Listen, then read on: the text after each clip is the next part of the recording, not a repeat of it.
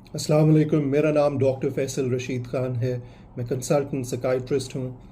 आज जिस बुक के बारे में मैं डिस्कस कर रहा हूँ वो है द साइकोलॉजी ऑफ मनी। ये मॉर्गन हाउसल ने लिखी है और देखने में तो ये बुक शायद ऐसे लगती है कि ये आपको ये बताए कि पैसा कैसे कमाया जाता है, बिज़नेस करने के असूल क्या हैं, जबकि इस बुक का इन बातों से डायरेक्ट ताल्लुक़ नहीं है। ये बात करती है कि इंसानों का पैसे के साथ, मनी के साथ, वेल्थ के साथ क्या रिलेशनशिप है, क्या मीनिंग होता है, वो क्यों पैसा कमाते हैं और अपनी ज़िंदगी में उनके गोल्स, उनकी डिज़ायर्स क्या होती हैं जो कि डिटर्मिन करती हैं उनके पैसा कमाने को दिए जाने वाले वक्त को और उनके पैसा कमाने की वजह को। मैं इस बुक की पूरी डिटेल में तो नहीं जाऊंगा, लेकिन इसके तकरीबन 20 चैप्टर्स हैं, जिसमें से जो सेकंड लास्ट चैप्टर है जो कि बात करता है समरी प्रेजेंट करते हैं मॉर्गन हाउसल। वो ये आर्ग्यू करते हैं कि लोगों का जो रिश्ता है पैसे के साथ, वेल्थ के साथ, वो इस पे डिटर्मिन नहीं करता कि वो पैसा कमाने के बारे में जानते कितना है, बल्कि इस पे डिपेंड करता है कि पैसे के बारे में उनका बिहेवियर क्या है, रवैया क्या है ओवर द ईयर्स।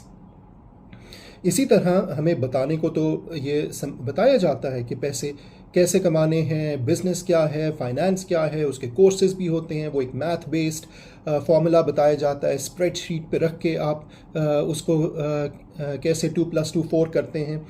जबकि जो मेजर लाइफ डिसीजंस हैं पैसे से मुतालिक, वो डिनर टेबल पे लिए जाते हैं, वो मीटिंग रूम्स में लिए जाते हैं। उसमें इंसान की अपनी पर्सनालिटी का, इंसान की अपनी ईगो का, इंसान के मार्केटिंग स्ट्रैटेजीज़ का, कई चीज़ों का उसमें रोल होता है जो मिलके उसको इस तरफ लेके आती हैं। पहली वो बात ये करते हैं कि ज़्यादा एक तो जो पैसा कमाना है उसमें इंसान की अपनी डिज़ायर्स और उसके अपने गोल्स का गहरा ताल्लुक़ है। हर इंसान के लिए पैसे की अहमियत, पैसे की वजह मुख्तलिफ होगी, इसलिए कभी भी दो इंसानों की कहानी एक जैसी नहीं हो सकती। एक इंसान हो सकता है उसको पैसे इसलिए कमाने हैं कि वो कल को अपना घर बनाना चाहता है, अपने बच्चों के लिए एक एसेट बिल्ड करना चाहता है। एक दूसरा इंसान शायद वो पैसा इसलिए कमाना चाहता है कि उसने कल को कोई फलाही इदारा खोलना है जिसमें गरीब लोगों का मुफ्त इलाज हो सके। कोई तीसरा इंसान वो पैसा शायद इसलिए कमाना चाहता है कि उसने अपनी बहनों की शादी करनी है, उसने अपने छोटे बहन भाइयों के लिए या अपने बूढ़े माँ बाप के लिए उनके मंथली एक्सपेंसेस उठाने हैं। सो हर एक की नीड्स मुख्तलिफ होंगी, इसीलिए हर एक की पैसे कमाने की वजह मुख्तलिफ होगी।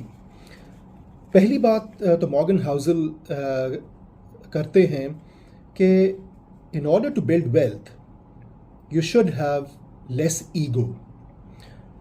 ईगो से मुराद ये है, वो ये कहते हैं कि saving money is the key, पैसे की बचत। और उसमें ये मैटर नहीं करता कि आपकी इनकम कितनी है, आपके पास कितनी दौलत है, बल्कि ये मैटर करता है कि आप अपनी ईगो को कितना दबा सकते हैं। आपको गाड़ी क्यों चाहिए, आपको एक महंगी घड़ी क्यों चाहिए। अगर आप अपनी ये डिज़ायर्स, ये अर्जेस रोक सकते हैं कि आज आप अपनी वो ख्वाहिश पूरी ना करें और उस पैसे को आप बचा लें, तो कल को वो कंपाउंड होता जाएगा। पैसा सिर्फ इसलिए कमाना, दिखाने के लिए कमाना, नई गाड़ी दिखा के, नए कपड़े दिखा के, नया मोबाइल दिखा के, ये सबसे क्विक वे है अपने पैसे को, दौलत को लूज़ करने की। तो जो लोग बचत नहीं करते, चाहे वो 1000 रुपये भी बचाएं, तो वो कभी भी वेल्थ बिल्ड नहीं कर सकते इन द लॉन्ग रन। दूसरी बात यह है कि जैसे हमने बात की थी कि हर इंसान के लिए पैसे की वैल्यू, पैसे का रीज़न मुख्तलिफ होगा।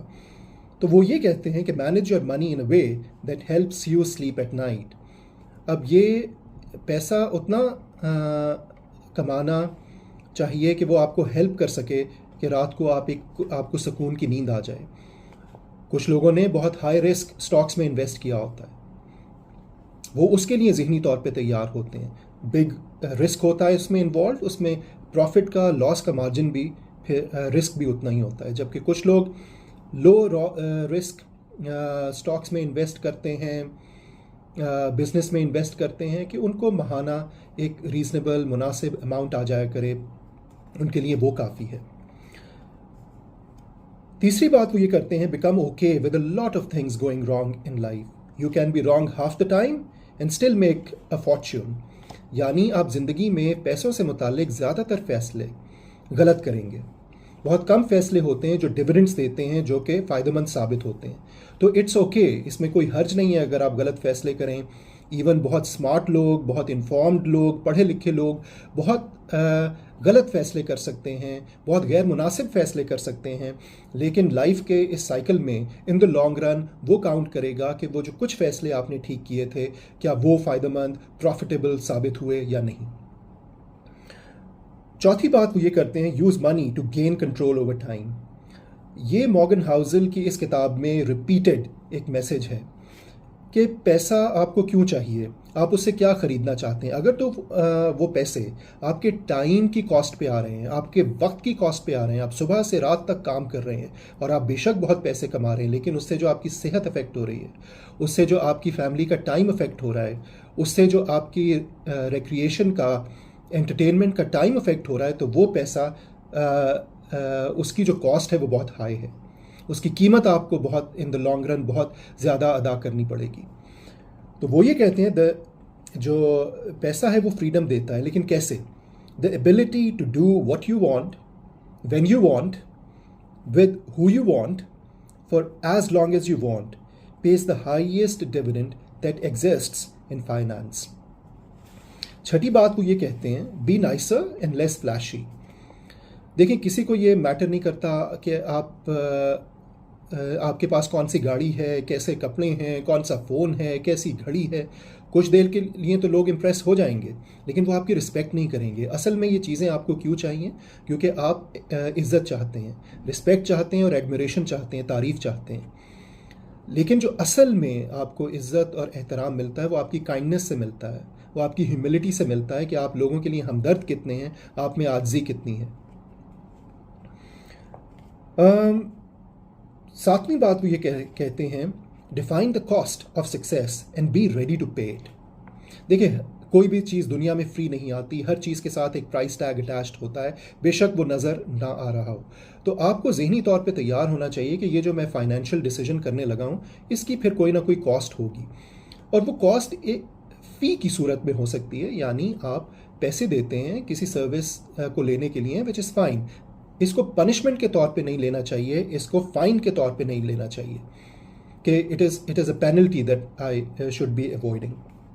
बाकी अनसर्टिनिटी यानी गैर यकीनी, डाउट और रिग्रेट, वो फाइनेंशियल वर्ल्ड का एक हिस्सा है। उसको कबूल करना, उसको एक्सेप्ट करना बहुत ज़रूरी है।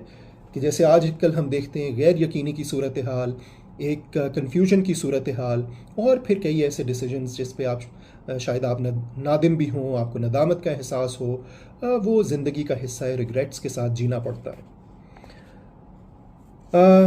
आठवीं बात वो ये करते हैं कि you should like the risk because it pays of over time. So Morgan Housel risk की भी बात करते हैं और लक की भी बात करते हैं कि बेशतर लोग जिन्होंने अपनी ज़िंदगी में वेल्थ बिल्ड की है, वो जो उन्होंने ओवर टाइम बिल्ड की है, जिसमें कंपाउंड होते हैं पैसे जो आपने इन्वेस्ट किए होते हैं, चाहे बहुत थोड़ा अमाउंट हो, और फिर वो ये कहते हैं कि you just sleep over it, you wait for that money to have its compounding effect. तो उसमें बहुत ज़रूरी है कि आप रिस्क के लिए तैयार रहें, जो आप अपनी लाइफ में आप डिज़ायर्स या गोल्स रखते हैं उसके मुताबिक। और लक का फैक्टर बहुत अहम है कि किस मौके पे कब वो चीज़ उसकी कीमत बढ़ जाए, कब उसमें आपको प्रॉफिट होना शुरू हो जाए। तो हर चीज़ 2 + 2 4 नहीं हो सकती, ये मैथ्स की इक्वेशन नहीं है। लाइफ बहुत अनप्रिडिक्टेबल है और उसमें किस्मत का रोल बहुत अहम रहता है।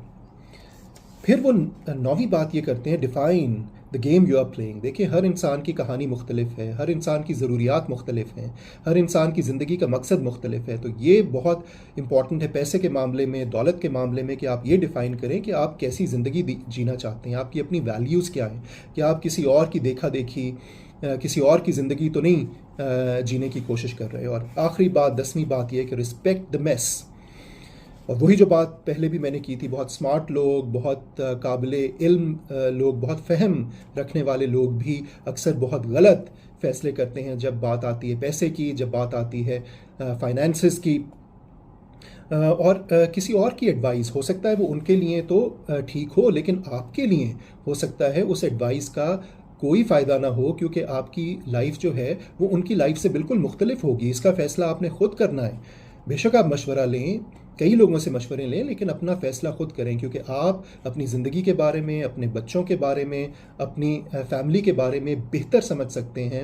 اس موقع پہ جو آپ کو صحیح لگتا ہے وہ اس کے مطابق اپنا فیصلہ کریں. جو بھی آپ کا فیصلہ ہوگا اس کو آپ اون کریں گے، اس کی رسپانسبلٹی لیں گے. کل کو بے شک وہ غلط ثابت ہو یا ناکام ثابت ہو، کیونکہ دیر از no single right answer, just the answer that works for you. سو یہ ان کا فائنل میسج ہے. یہ بہت امپورٹنٹ کتاب ہے، یوزفل کتاب ہے. It's not about how to make money, لیکن it's about how the psychology, how the thinking works behind money and wealth. آپ کے ٹائم کا بہت شکریہ، اینڈ خدا حافظ.